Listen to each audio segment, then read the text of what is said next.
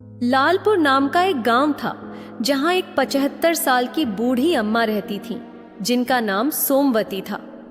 वैसे तो उनके परिवार में कई लोग थे, पर सारे ही उनके नाम की जमीन और जायदाद के पीछे पड़े हुए थे, इसलिए उनकी खूब सेवा करते थे। एक दिन बूढ़ी अम्मा के पैर उनका 7 साल का पोता सोनू दबा रहा था। सोनू बोला, दादी, मैं आपके पैर पिछले 1 हफ्ते से रोज दबा रहा हूं। अब आप बताइए कि मेरे पास कितनी जमीन आएगी। सोमवती ने हंसकर कहा, भाग शरारती, पूरा घर मुझे बस जमीन और मेरी पुश्तैनी जायदाद के लिए प्यार करता है, वरना कोई मुझे पूछे भी ना। सोनू वहां से जल्दी भाग गया। सोमवती अपने कमरे से बाहर बगीचे की ओर जाने लगी। तभी उनके सबसे छोटे बेटे अजय ने कहा, कहाँ जा रही हो माँ? चलो, मैं आपको छोड़ आता हूं। आपका भोजन हमने बाहर तख्त पर लगवा दिया है। ठंड का मौसम है, बाहर धूप में बैठकर भोजन कर लीजिए। सोमवती बोली, हाँ क्यों नहीं, चलो मुझे ले चलो। अजय अपनी माँ को प्यार से तख्त पर बिठा देता है और उन्हें अपने हाथों से खाना खिलाने लगता है। सोमवती कहती हैं, एक तू ही मेरा सबसे अच्छा बेटा है, जिसे कोई लालच नहीं है। भगवान तुझे लंबी उम्र दे और तेरा संसार अच्छा हो। अजय 30 साल का कुंवारा था और दिन भर मेहनत करके अपनी माँ का ख्याल रखता था, पर इस बात से अजय का बड़ा भाई रजीत हमेशा जलता था। एक दिन रजीत अपनी पत्नी से कहता है, देखा तुमने, अजय कैसे माँ को अपनी चुपड़ी चुपड़ी बातों में फंसा रहा है। रजीत की पत्नी कहती है, वही तो, सारी जमीन जायदाद अजय के नाम हो जाएगी और आप बस देखते रहिएगा।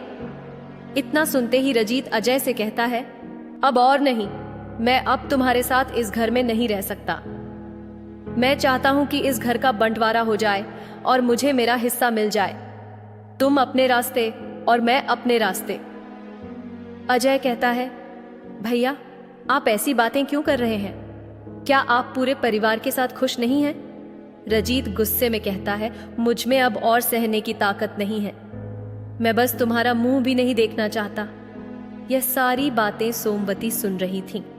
वे अपने बड़े बेटे की बातें सुनकर सहम जाती हैं और कहती हैं, गलती मेरी ही है बेटा।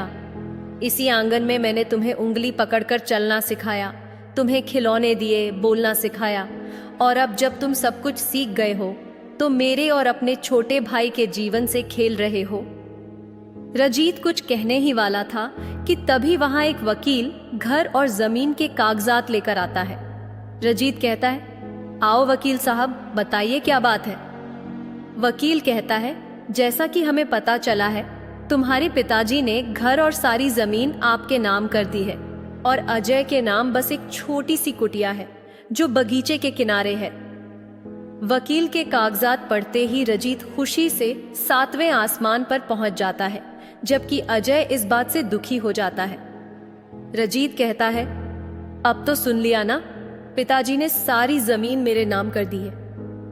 अजय कहता है, मैं जानता हूं कि पटवारी को पैसे खिलाकर तुमने सारी जमीन अपने नाम करवाई है। इसके बाद रजीत ने अपनी बूढ़ी माँ और छोटे भाई को घर से बेदखल कर दिया। सोमवती और अजय दर दर भटकने लगे और अपने पिता की जमीन के छोटे से हिस्से में कुटिया बनाकर रहने लगे। सोमवती कहती हैं, मुझे माफ कर देना बेटा, मैं तुझे संपत्ति नहीं दे पाई। सारी संपत्ति तेरे भाई ने छल से ले ली। अजय कहता है, आप कैसी बातें कर रही हैं माँ? आपके प्यार से बढ़कर इस संसार में कुछ नहीं है। एक दिन शाम को जब रजीत घर आया तो उसकी पत्नी गुस्से में बोली, मुझे समझ में नहीं आता कि पिताजी ने सारी जायदाद का वारिस आपको बनाया, फिर भी आपका छोटा भाई आपकी माँ के साथ कुटिया में क्यों रह रहा है? वह जगह भी पिताजी की थी और वसीयत के हिसाब से वह भी आपकी है। रजीत कहता है, तुम क्या कहना चाहती हो? उसकी पत्नी कहती है, जब आपने माँ और अजय को घर से निकाल दिया है तो उन्हें आपकी जमीन पर कुटिया बनाकर रहने का कोई हक नहीं है। रजीत कहता है, तुम बिल्कुल सही कह रही हो, अब अजय को सबक सिखाने का समय आ गया है। मैं कल ही उन दोनों को वहां से भी निकाल दूंगा। अगले दिन रजीत कुटिया के पास पहुंचा। रजीत की बूढ़ी माँ सोमवती और उसका छोटा भाई अजय उसे देखकर खुश नहीं हुए। रजीत कहता है, मैं जानता हूँ, मुझे देखकर तुम्हें यहाँ कोई खुशी नहीं हुई। सोमवती कहती है, तुम कैसी बातें कर रहे हो बेटा? तुमने भले ही मुझे मेरे ही घर से निकाल दिया हो, लेकिन मत भूलो मैं एक माँ हूँ और तुम मेरी संतान हो। आज मैं तुम्हें ही याद कर रही थी। रजीत कहता है, ओह सब छोड़िए माँ, मैं यहाँ ये बताने आया हूँ कि आज से तुम कुटिया खाली कर दो, क्योंकि यह जगह पिताजी की थी और पिताजी ने सारी जायदाद का मालिक मुझे बनाया है, तो अब यह जगह भी मेरी हुई। इतना कहकर रजीत वहां से चला गया। सोमवती अपने बेटे अजय के साथ वहां से चली गई। अजय अपनी माँ से कहता है, माँ, भैया ने तो हमें यहाँ से भी निकाल दिया, हमारे पास तो रहने का कोई ठिकाना नहीं है, अब हम कहाँ जाएंगे? सोमवती कहती है, चिंता मत कर बेटा, ईश्वर पर भरोसा रख। तुझे पता है, जब ईश्वर किसी को कुछ बड़ा देने वाला होता है तब उसे इसी तरह की परीक्षा में डालता है। सोमवती अपने बेटे अजय के साथ गांव के पास के जंगल की सीमा पर झोपड़ी बनाकर रहने लगी। झोपड़ी के आसपास का वातावरण बहुत ही स्वच्छ और हरा भरा था। फिर अजय कहता है, माँ, कहीं हम दोनों को यहाँ से भी न निकाल दिया जाए? सोमवती कहती है, चिंता मत कर बेटा, जंगल किसी का नहीं होता।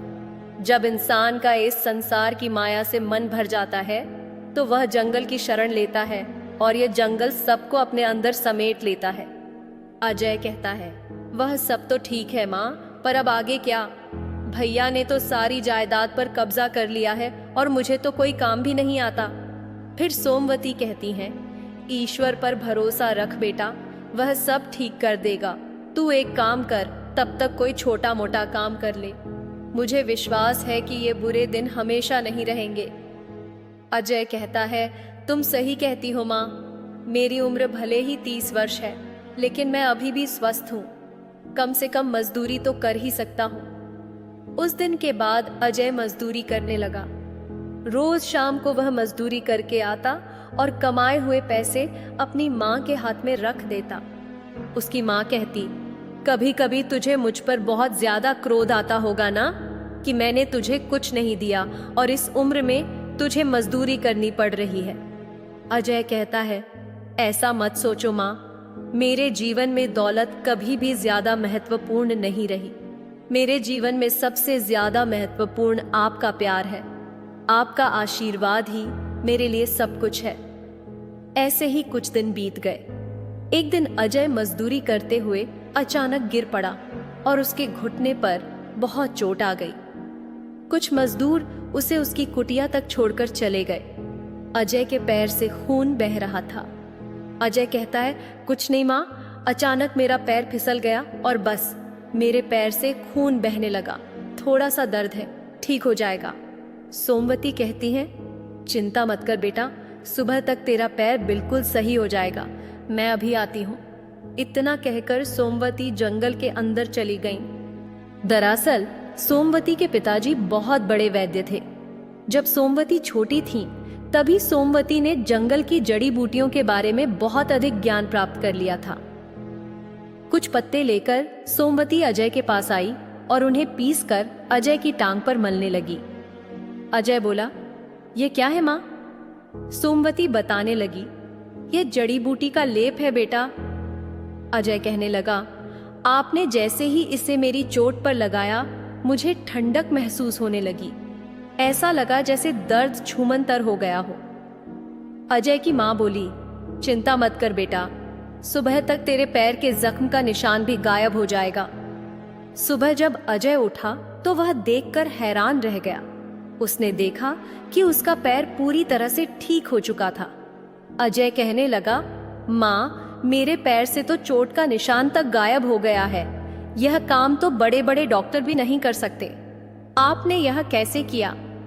फिर सोमवती बताने लगी, आयुर्वेद और जड़ी बूटियों का ज्ञान हजारों वर्ष पुराना है बेटा। इस ज्ञान को मैंने अपने पिताजी और दादाजी से सीखा था और यह ज्ञान कभी बेकार नहीं जाता, अब जाकर काम आया।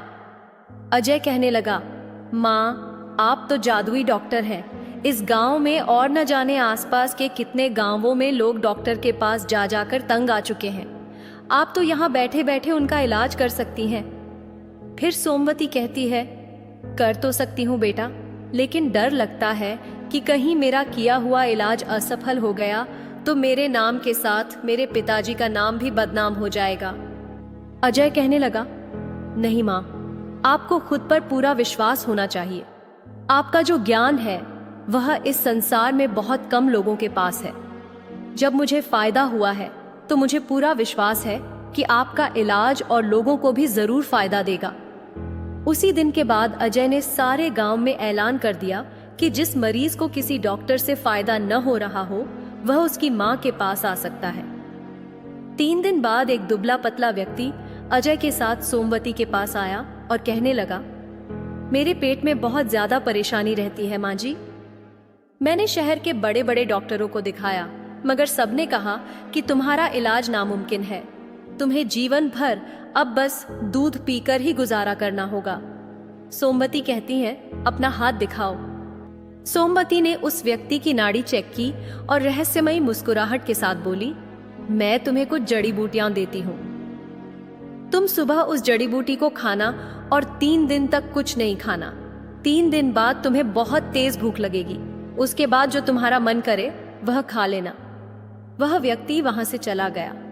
3 दिन बाद वही व्यक्ति वापस आकर सोमवती से बोला, आपने जैसा कहा था माँ, मैंने वैसा ही किया। मैंने वर्षों से देसी घी की पूड़ी और अरहर की दाल नहीं खाई थी, लेकिन कल मैंने पेट भरकर खाई और कोई समस्या नहीं हुई। फिर सोमवती बोली, अब जाकर अपने डॉक्टर से टेस्ट करवा लो। वह व्यक्ति बोला, आपके पास आने से पहले मैं डॉक्टर के पास ही गया था। ब्लड टेस्ट करने के बाद वह हैरत में पड़ गया और कहने लगा कि यह किसी भी हाल में मुमकिन नहीं है। तुम्हारा इलाज किसने किया? तुम बिल्कुल ठीक हो चुके हो। मैंने तो आपको बताया ही नहीं था कि मैं बहुत ही धनवान व्यक्ति हूँ। इतना कहकर उस व्यक्ति ने बहुत सारे पैसे सोमवती के हाथ में पकड़ाए। कुछ दिनों बाद उस गांव में एक महामारी फैल गई जिसका इलाज करना नामुमकिन हो गया। एक मरीज खांसता हुआ सोमवती के पास आया और कहने लगा, मुझे बचा लीजिए माई, सारे गांव में महामारी फैल चुकी है और डॉक्टर मरीज का इलाज नहीं कर पा रहे हैं। सोमवती कहती हैं, चिंता मत करो, तुम ठीक हो जाओगे, मैं तुम्हारा इलाज करूंगी। सोमवती ने उस मरीज का इलाज शुरू कर दिया और वह मरीज स्वस्थ हो गया। कुछ ही दिनों में सारे गांव वाले सोमवती के पास अपना इलाज कराने आने लगे। सोमवती के इलाज से सारा गांव स्वस्थ हो गया। सभी अब सोमवती को जादुई बुजुर्ग डॉक्टर के नाम से जानने लगे। कुछ दिन बाद सोमवती का बेटा रजीत अपनी पत्नी और अपने 7 साल के बेटे सोनू के साथ आया। सोनू को देखकर सोमवती खुश हो गई और कहने लगी, कैसे हो मेरे बेटे सोनू, तुम ठीक तो हो ना? तो सोनू कहने लगा, मुझे आपकी बहुत याद आती थी दादी। मैं पापा से हमेशा कहता था कि मुझे दादी से मिलना है। आज पापा मुझे यहाँ लेकर आए हैं।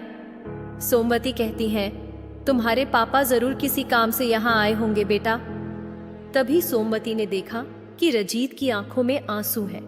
अपने बेटे की आंखों में आंसू देखकर सोमवती का दिल तड़प उठा और बोली, क्या हुआ बेटा, तुम्हारी आंखों में यह आंसू क्यों है? रजीत बोला, मैं यहाँ अपने किए की माफी मांगने आया हूँ माँ। अजय ने सही कहा था। मैंने पटवारी को पैसे देकर अजय के हिस्से की जायदाद भी अपने नाम कर ली थी और मुझे उसी की सजा भी ईश्वर ने दे दी। मैं, मेरा बेटा और मेरी पत्नी भी महामारी की चपेट में आ गए हैं। फिर सोमवती बोली, चिंता मत करो, तुम बिल्कुल ठीक हो जाओगे।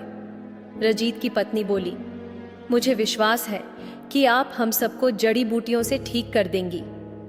उसी दिन के बाद सोमवती ने रजीत, उसकी पत्नी और अपने पोते का इलाज शुरू कर दिया।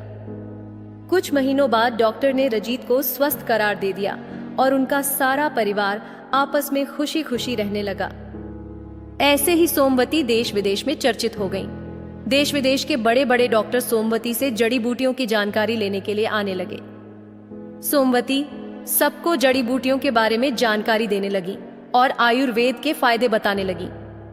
मेरे प्यारे दोस्तों, कहानी अच्छी लगी हो तो लाइक कीजिए और अपने दोस्तों के साथ भी शेयर कीजिए। अगर आप चैनल पर नए हैं तो चैनल को सब्सक्राइब कीजिए। धन्यवाद।